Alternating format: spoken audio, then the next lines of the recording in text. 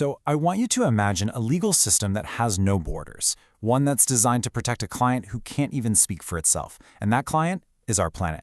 Today, we're going to break down the international environmental regime. Think of it as this incredibly complex, absolutely critical, and always changing web of laws that governs our shared global home. All right, let's just jump right into the big question, shall we? Pollution doesn't need a passport. A heat wave doesn't stop at a border checkpoint. So, for all of you studying law, this is the fundamental challenge. How in the world do you create a legal system that works for a problem that completely ignores the idea of national jurisdiction? That's really the core puzzle we're trying to solve here. So to get our heads around this, here's our game plan. We'll start by defining what this regime actually is. Then we'll get into the why, the rationale for why it even needs to exist. After that, we'll dig into its core mechanics, see how the whole framework works in the real world, and finally, we'll look at its impact and what the future might hold for this area of law. Okay, so first things first, we need to establish our terms. When we talk about the international environmental regime, what does that actually mean from a legal point of view? At its heart, this is all about creating a rule of law for the planet. And this isn't just some vague, feel-good idea about everyone getting along. No, it's a structured, worldwide effort. It's built on a solid foundation of legally binding treaties and the organizations that give those treaties some real teeth and turn words on paper into actual action. But why go to all this trouble? Why is this huge global effort even necessary? In law, we're always asking, what's the problem we're trying to fix? Well, in this case, the problem is global, so it demands a global solution. It's as simple as that. And right here, this is the core rationale. The Earth is one big, interconnected system. Carbon emissions from one continent can literally change the climate for the entire planet. So national laws, no matter how good they are just not enough to handle these kinds of transboundary problems. It creates what you could call a jurisdictional vacuum that only international law can possibly fill. So how does this global legal machine actually work? Well, it's basically built on two pillars that should look pretty familiar to you. You've got the laws themselves, the treaties and agreements, and then you have the key players, the organizations that help put those laws into practice, monitor them, and even enforce them. What's really fascinating when you look at this timeline is how the legal strategy has evolved. We started with the Montreal Protocol in '87, super specific, targeting one single problem, the ozone layer. Then, the scope gets way broader with the Convention on Biological Diversity. And finally, you get to climate change, where the law itself evolves from the rigid top-down Kyoto Protocol to the much more flexible Universal Paris Agreement. It's really a masterclass in how international law learns and adapts over time.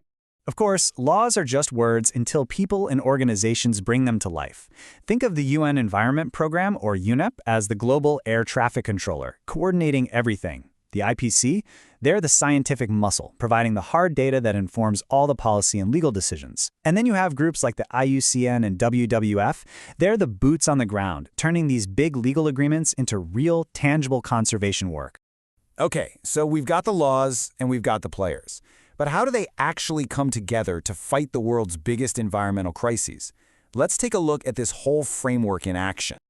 And we have to start with the big one, right? Climate change. This isn't just an environmental issue anymore. It's a huge legal, economic, and social challenge, really on a scale we've never seen before. And it's all driven by the carbon emissions warming our planet at a pretty alarming rate. The legal response here has changed dramatically. The Kyoto Protocol was a pioneering first step. It set binding emission targets, but mostly just for developed nations. The 2015 Paris Agreement totally flipped that model. It created a universal system where every country sets its own targets. You'll hear them called Nationally Determined Contributions, or NDCs. The collective goal, backed by law, is to keep global warming well below 2 degrees Celsius. All right, next up, the huge challenge of deforestation and losing biodiversity. And look, this isn't just about saving cute animals. It's about protecting the incredibly complex ecosystems that give us things we take for granted, like clean air, fresh water, and really the foundation of our economies. The main legal weapon in this particular fight is the Convention on Biological Diversity. And it's pretty brilliant, actually. It's like a three-pronged attack. First, conserve biodiversity. Second, make sure we use it sustainably. And third, share the benefits from genetic resources fairly. This treaty is pretty much the legal bedrock for all global conservation effort.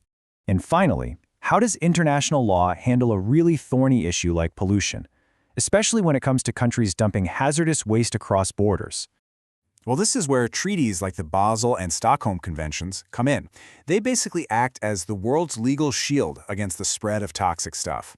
They control how hazardous waste is moved, and they restrict the use of the most dangerous chemicals. They're designed to make sure one country's garbage doesn't become another country's health nightmare. So, after looking at all of that, what's the final verdict? Has this massive, complicated legal regime actually made a real difference? And maybe more importantly, where does it go from here? Well, look, no legal system is perfect, but the impact it's undeniable. This whole regime has fostered global teamwork on a scale we've never seen, pushing countries to share clean tech and critical scientific data. It's created the frameworks we're using to fight climate change. It provides the legal muscle to protect endangered species, and it's led to real, measurable improvements, like the healing of the ozone layer. This quote really gets to the heart of the core legal principle behind this entire regime: shared responsibility. It's his powerful idea that the environment is a global commons, a shared heritage that we all have a legal and a moral duty to protect, not just for us, but for every generation that comes after us. But of course, international law never stands still. As new threats pop up, everything from deep-sea plastic pollution to the ethics of geoengineering, this legal framework has to constantly adapt. So the real question for the next generation of international lawyers, for you, isn't just how do we enforce the laws we have, but what new laws do we need to create for the challenges of this century and beyond? The future of our planet might just depend on how you answer that.